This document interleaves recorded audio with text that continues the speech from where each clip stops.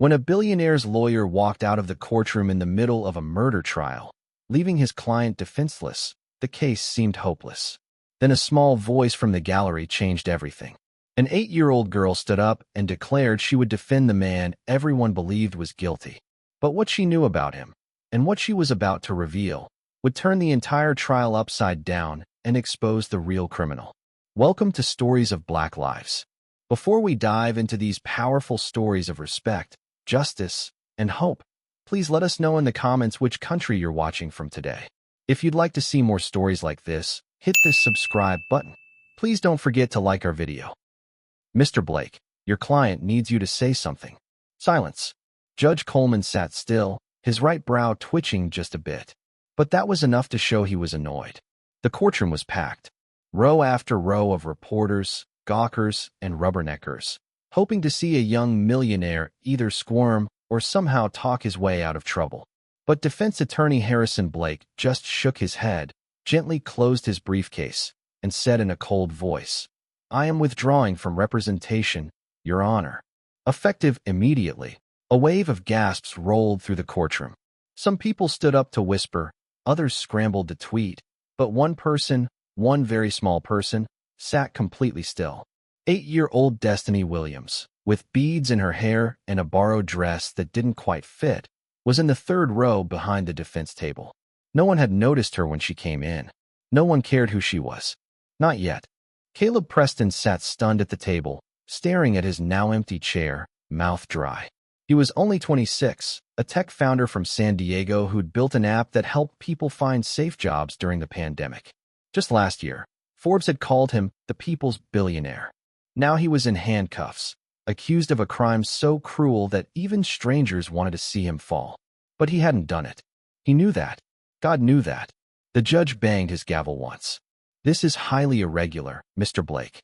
I understand, Your Honor, but I have no further comment.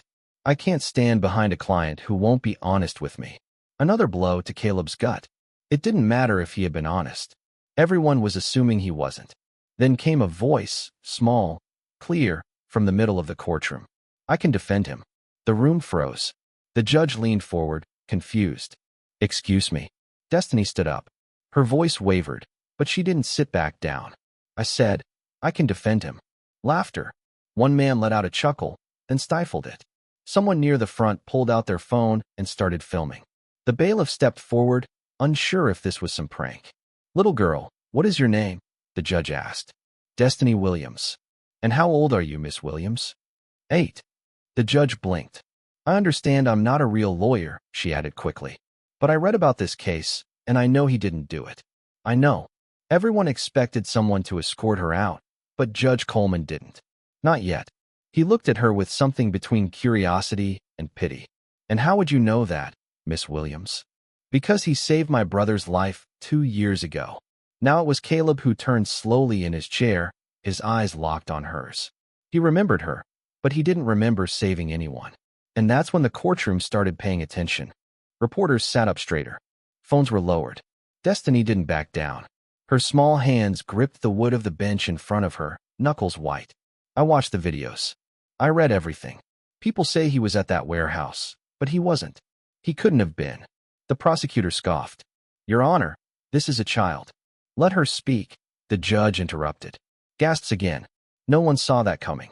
Destiny stepped out of the row and walked toward the front like she'd done it 1,000 times before.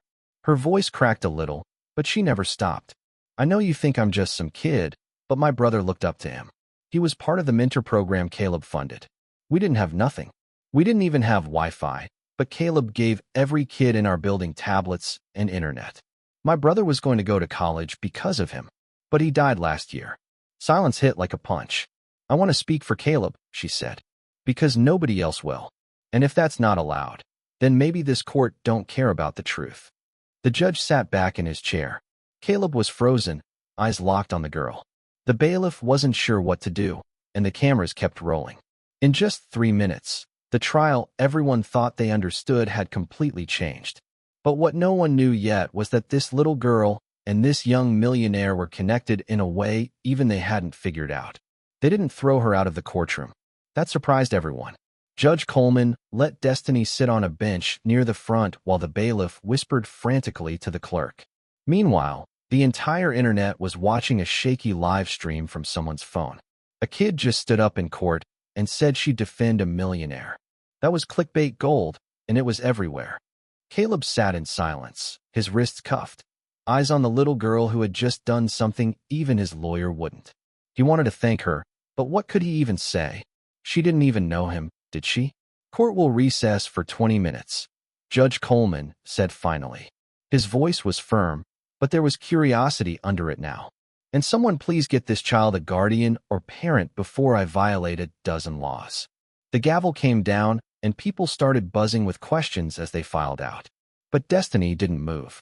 She just sat there staring at Caleb like she was trying to read his soul. 2 hours earlier, Destiny's morning had started like every other. The one-bedroom apartment smelled like yesterday's fried chicken, and the TV was playing a rerun of a game show her grandmother loved. Grandma Ruby was asleep on the couch, oxygen tube in her nose, soft snores filling the air. Destiny tiptoed around her. She had school in an hour, but she'd already decided she wasn't going. Not today. Today was important. She slipped on her faded denim jacket, grabbed the worn-out backpack she kept for show because inside wasn't homework or pencils. It was a spiral notebook stuffed with every article she'd printed out about Caleb Preston. She'd spent weeks reading about him in the library, not because she had to, but because she wanted to. Everyone else saw a rich guy who messed up. She saw the man who'd changed her brother Darius's life, at least for a little while. Darius was 17 when he joined that coding mentorship program. It gave him hope, a laptop, and a shot at something bigger than their block in West Oakland. But then Darius was gone. A shooting outside a corner store took him away before he could even finish the program. Destiny didn't blame Caleb for that. How could she? If anything, she felt like he was the only person who'd ever cared about kids like Darius. And now everyone wanted him in prison for something she knew he didn't do. How do you know, Destiny? People asked when she mentioned it at school. She never answered, but deep down she believed it. She believed in him more than anyone else believed in her. So she skipped school, walked to the courthouse, and sat in that gallery for hours just to see for herself. And when that lawyer gave up on him, something broke inside her. If nobody else was going to fight for him, then she would. Back in the courthouse hallway, chaos exploded. Reporters swarmed anyone who looked like they might know the kid. Destiny kept her head down as a court officer led her into a small waiting room. "Sweetheart, who's your parent or guardian?" the woman asked gently. "My grandma. She's at home. You got a phone number for her?" Destiny nodded, scribbled it on a scrap of paper, but when the officer called, there was no answer. Grandma Ruby slept hard when she was tired. Destiny sat there, legs swinging, until the door creaked open. And there he was. Caleb, still cuffed, escorted by 2 deputies, but looking straight at her. "You," he said softly, like he couldn't believe she was real. "Why would you do that?" Destiny looked up at him and shrugged. "Because you didn't do it." Caleb blinked. "You don't even know me." "Yes, I do," she said simply. "You helped my brother." The deputies exchanged looks. "What's your name?" Caleb asked. "Destiny." I'm sorry about your brother," Caleb whispered. "I didn't know." She nodded like she expected that. "You gave him something nobody else would. That means something." Before he could answer, the deputies pulled him back toward his side door. He looked like he wanted to say more, but couldn't. Destiny sat there gripping her notebook, heart pounding. If the judge let her talk, she was ready. She'd memorized everything. Every date, every detail. She was going to make them listen. But what she didn't know was that stepping up for Caleb would put her right in the middle of a storm bigger than she could imagine. Before the handcuffs, before the courtroom, Caleb Preston had everything. He wasn't born rich. Far from it. He grew up in Riverside, California, the son of a single mom who worked 2 jobs to keep the lights on. When he was 15, he fixed a broken laptop someone was throwing away. That old laptop started it all. By 19, he'd launched his first app from a dorm room in Sacramento. By 24, he was a millionaire. By 26, the word billionaire floated around in headlines like a badge of honor he never asked for. They called him a prodigy. The media loved him. Investors wanted a piece of him. His company, Bridge Connect, wasn't just an app, it was a lifeline. It connected underprivileged kids to internships, scholarships, and mentorships across the country. During the pandemic, when jobs vanished and schools closed, Bridge Connect kept kids learning, kept food on tables. But good headlines never last. 3 months ago, everything turned upside down. A fire broke out in an abandoned warehouse in Oakland. Inside, police found a man badly beaten, barely alive. That man was Vincent Cross, a corporate rival Caleb had publicly clashed with over intellectual property. On the same night, an eyewitness swore they saw Caleb near that warehouse. The story spread like wildfire. Young billionaire attacks rival in shady dispute. Caleb denied it. I wasn't even in Oakland that night, he told everyone. But his phone pinged near the city limits. His rental car was caught on a traffic cam. And then the worst part, when they raided his office, they found cash hidden in a safe. Thousands. Something that didn't look right for a man who had everything digital. The press tore him apart. Sponsors bailed. Investors cut ties. People who once shook his hand now acted like they never knew him. And then came the indictment. Attempted murder, conspiracy, aggravated assault. Caleb knew the truth. He didn't touch Vincent Cross. He didn't even know how the man ended up in that warehouse. But the evidence painted him guilty in neon.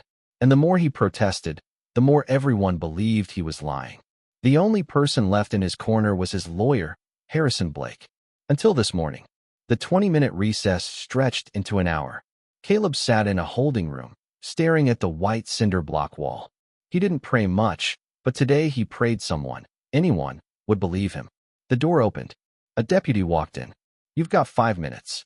Caleb looked up and saw her again. Destiny, small frame, big eyes, notebook clutched to her chest like armor. "How did you even get in here?" he asked. The deputy shrugged. "Judge said, let her talk." Caleb almost laughed. "This is insane." Destiny stepped closer. "Why'd your lawyer quit?" Caleb sighed. "Because I wouldn't lie.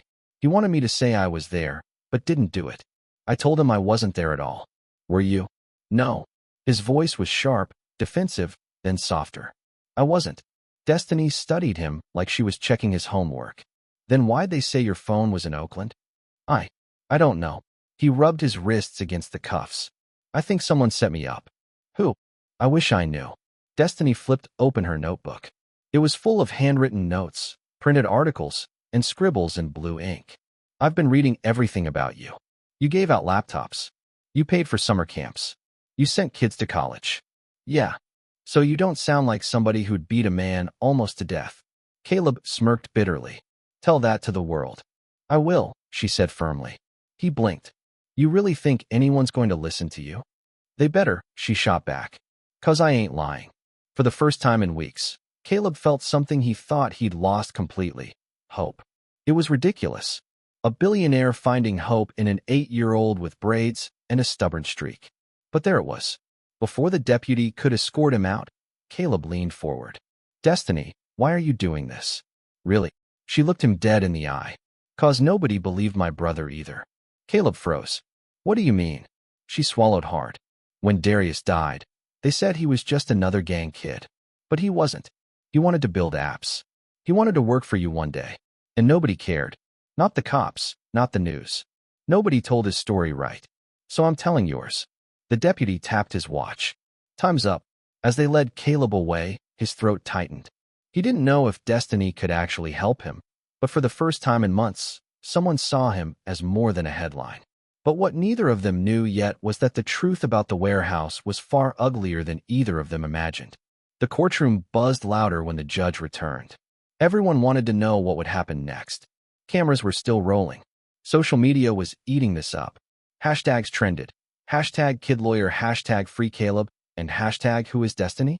Destiny sat up straight when the judge called the session back to order. Her feet barely touched the floor, but her eyes didn't waver. She was ready.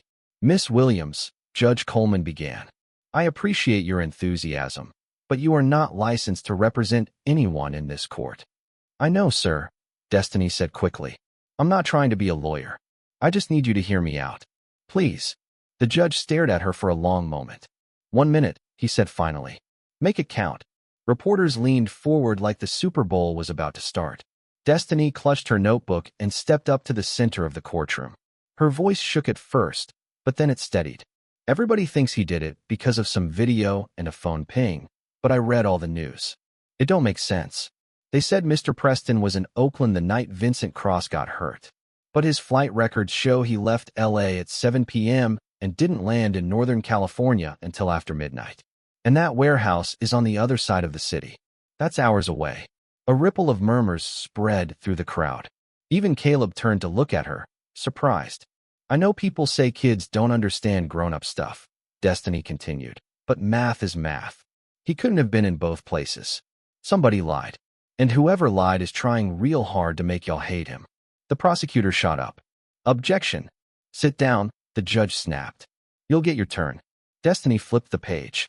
And another thing, why would he do it? What's he got to gain from beating some guy in a warehouse? Nothing. But Mr. Cross, he had a reason to hurt himself or to make it look like somebody else did. I saw that article where Cross's company was about to lose a huge deal to Bridge Connect. If Preston went to jail, guess who gets the deal back? The whole room buzzed. The prosecutor tried to speak again, but the judge slammed his gavel. Enough, Judge Coleman said. Miss Williams, your time is up. Destiny bit her lip and nodded. Thank you for listening. As she walked back to her seat, the judge glanced at Caleb. For the first time all day, his face softened just a little. The recess turned into a scheduling break. Court would reconvene tomorrow. Reporters sprinted out like they were running the Kentucky Derby, hungry for interviews. But Caleb didn't care about them. He only cared about the little girl now sitting quietly, hugging her notebook like it held the world. Outside the courthouse, the sky turned a pale orange. The steps overflowed with news crews, flashing cameras, and people shouting questions. In the middle of it, Destiny stood alone, scanning the crowd. She knew her grandma was probably worried sick, but she didn't have a phone. Then a voice called her name. Destiny. She turned and saw a woman running toward her, tall, tired eyes, hair pulled into a scarf. Grandma Ruby, out of breath, but moving fast for someone with bad knees. Girl, what on earth? Ruby grabbed her by the shoulders, looking her over. You got the whole city talking about you. I had to, Grandma, Destiny said softly. Nobody else was going to help him. Ruby sighed, rubbing her forehead. Baby, you can't just stand up in court like you Perry Mason. He didn't do it, Destiny insisted. Ruby opened her mouth to argue, then shut it. Deep down, she knew that stubborn look. Destiny got it from her mama. A man in a gray suit approached, holding a mic. Destiny. Ruby, Channel 5 News. Can we get a comment? Ruby stepped in front of her. Not today. She grabbed Destiny's hand and pulled her down the steps. They didn't notice the black SUV parked across the street. Inside, a man watched them through tinted glass, his face hidden under a cap. His phone buzzed. He answered with one word. Problem. That night, Destiny sat on the edge of her bed, watching her grandma pace. The apartment felt even smaller with all the noise coming from the TV. Every channel was replaying her courtroom speech like it was a movie trailer. Ruby stopped pacing and sat beside her. Baby, why does this matter so much to you? Really? Destiny stared at the peeling paint on the wall. Because he cared about us. About Darius. Nobody else did. Ruby softened. You think helping this man going to bring Darius back? No, Destiny whispered. But maybe it means he didn't die for nothing. Ruby sighed and hugged her. For the first time all day, Destiny let the tears come. Across town, Caleb lay in a jail cell, staring at the ceiling. Destiny's words replayed in his mind like a broken record. Somebody lied. He believed her. But who? His thoughts were cut short when a guard appeared at the bars. You got a visitor. Caleb frowned. At this hour? He sat up. The guard unlocked the door, and when Caleb walked into the visitor room, his blood ran cold. Sitting there, waiting for him, was a face he thought he'd never see again. But what this man was about to say would turn everything upside down. Caleb froze at the sight of the man in the visitor room. Kenneth, he whispered. Kenneth Rivers, the guy who'd been his best friend since college, the guy who'd been his first business partner before cash and ambition tore them apart. They hadn't spoken in almost 2 years. Kenneth leaned back in his chair, calm, smug even. You look like hell, Cal. Caleb sat down slowly, chains clinking. What are you doing here? Checking on an old friend. Kenneth smiled without warmth. Or what's left of him. Caleb clenched his jaw. You set me up. Kenneth chuckled. Relax, detective. I didn't beat Cross. I'm not that sloppy. But you wanted me to take the fall. Wanted. Kenneth tilted his head. Still do. Caleb's stomach dropped.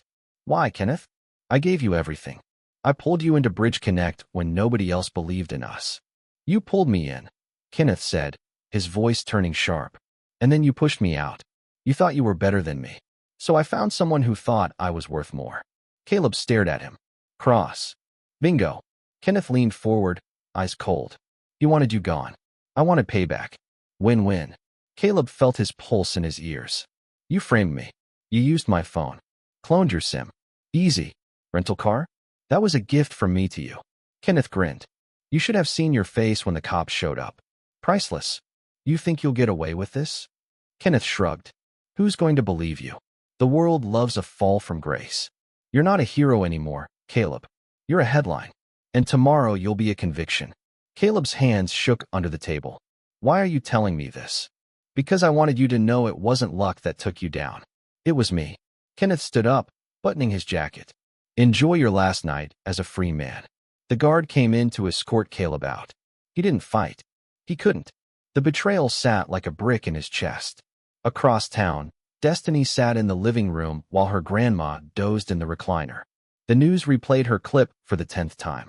Her name scrolled across the screen with headlines like 8-year-old defends billionaire. She should have been proud. Instead, she felt restless. Something was missing. Destiny opened her notebook, scanning every detail she'd written about the case. Flight times, traffic cams, the warehouse. Then her eyes landed on a single name, Kenneth Rivers. She remembered it from an old article about Bridge Connect's early days. He'd been there at the start. He'd vanished after some lawsuit. And then nothing until now. Grandma, Destiny whispered, nudging Ruby awake. We gotta go back tomorrow. Early. Ruby groaned. Lord, child, you trying to give me a heart attack? I think I know who set him up. Ruby stared at her like she'd lost her mind. I'm serious, Grandma. If I'm right, this ain't just about Caleb. It's about people who think they can do whatever they want and nobody going to stop them. The next morning, court was chaos. Reporters packed the steps like sardines. Protesters shouted on both sides, some holding Free Caleb signs, others yelling, Lock him up. Inside, Caleb shuffled in with dark circles under his eyes. He barely noticed the cameras anymore. All he could think about was Kenneth's smirk. Then he saw Destiny in the front row. She gave him a tiny nod like, Don't give up yet. The hearing started. The prosecutor stood, smug and ready to close the coffin. Your Honor, he said, the evidence is clear. Phone records placed the defendant near the scene. His financial motive. Objection. Every head turned. It wasn't a lawyer. It was Destiny again. Judge Coleman slammed the gavel. Miss Williams, just let me show you one thing, she pleaded, waving her notebook. One thing, and if I'm wrong, I'll sit down and never talk again.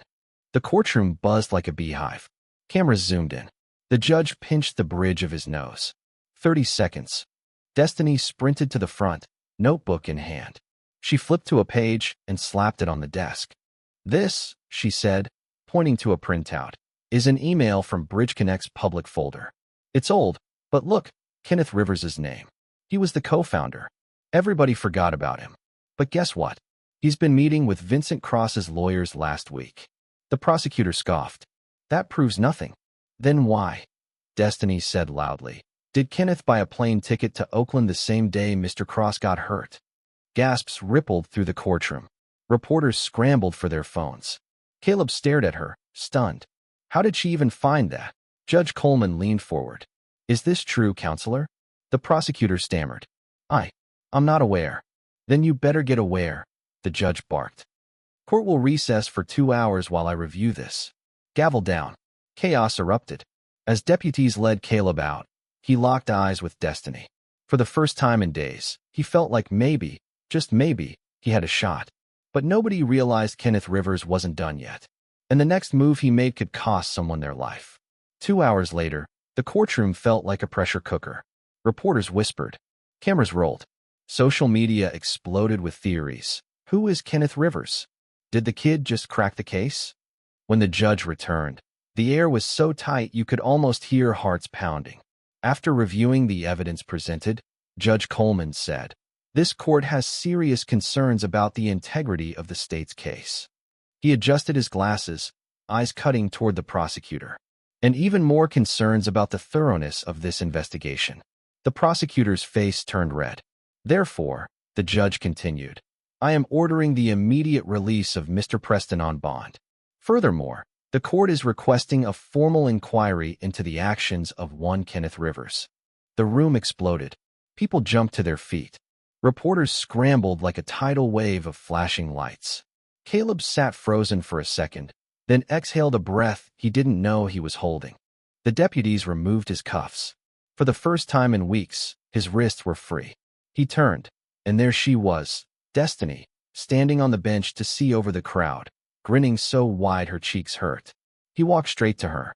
The cameras loved it, but Caleb didn't care. He knelt down, eye level with her, voice breaking as he said, You saved me. Destiny shook her head. Nah, you saved Darius. I just finished the job. He smiled, tears stinging his eyes. Your brother would be proud. Her smile wavered. I hope so. Ruby walked over, shaking her head, but smiling too. You sure know how to stir a pot, little girl. Destiny giggled. Guess it runs in the family. Outside, the chaos didn't stop. Reporters shouted questions. People shoved mics in their faces, but Caleb put his arm gently around Destiny's shoulders as security guided them to a car. Can I ask you something? Caleb said quietly as they walked. Yeah. Why didn't you give up? Even when everybody said I was guilty. Destiny thought about it for a second. Then she looked up at him and said the words that would end up on a million news clips that night. Because when the world calls you a liar, somebody's got to remember the truth. And sometimes that somebody is a kid. Caleb smiled. For the first time in a long time, he felt human again. Not a headline, not a scandal, just a man who got a second chance. A week later, Kenneth Rivers was in handcuffs. Evidence linked him to Cross, the warehouse, and the setup. The headlines flipped overnight. Billionaire to victim. The truth behind the frame-up. Bridge Connect's stock soared, but Caleb didn't care about that. What mattered was sitting at a small kitchen table in West Oakland, sharing fried chicken with a little girl and her grandmother. You know, Caleb said between bites, you'd make one heck of a lawyer someday. Destiny grinned. You think so? I know so. She smiled, eyes bright. Then you better keep out of trouble, Mr. Preston. 'Cause next time I'm charging you. They all laughed. The kind of laugh that feels like a full breath after drowning. And here's the thing. This wasn't just about a billionaire and a kid. It was about loyalty, about speaking up when no one else will, about believing in someone even when the world says don't. So if you take anything from this story, let it be this. Don't underestimate the power of your voice. Even the smallest voice can echo loud enough to change a life.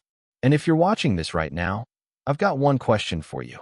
If you saw someone about to lose everything because no one believed them, would you stand up and say, I can defend him?